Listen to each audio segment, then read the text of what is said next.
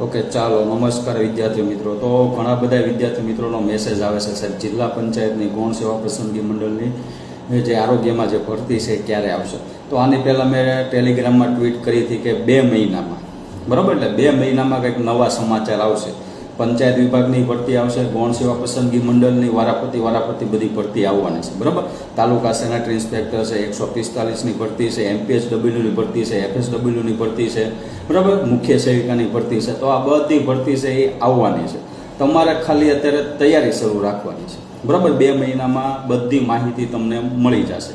તો અત્યારે તમારે કામ કરવાનું છે, તમારે તૈયારી શરૂ રાખવાની છે.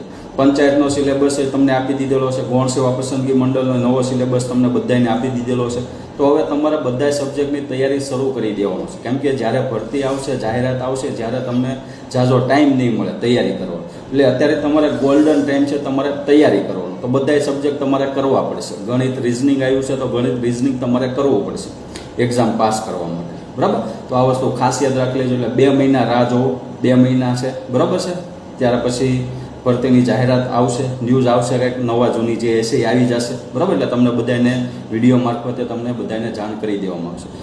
જો કોઈ બેન્ચમાં આપણે નવા ગૌણ સેવા પંચાયત સિલેબસ, નવા સિલેબસ આધારિત આરોગ્યની યાત્રા બેન્ચ એડમિશન શરૂ છે, એમાં જો કોઈને એડમિશન લેવું હોય તો એ પણ લઈ શકો છો. નવા સિલેબસમાં તમામ ટોપિક એમાં આવરી લેવામાં આવશે. અત્યારે ઓનલી ફોર આપણો એક જ ટાર્ગેટ હોવો જોઈએ, તમારી પાસે તૈયારી કરવાનો ટાઈમ છે, તો તૈયારી શરૂ કરી દો. બસ.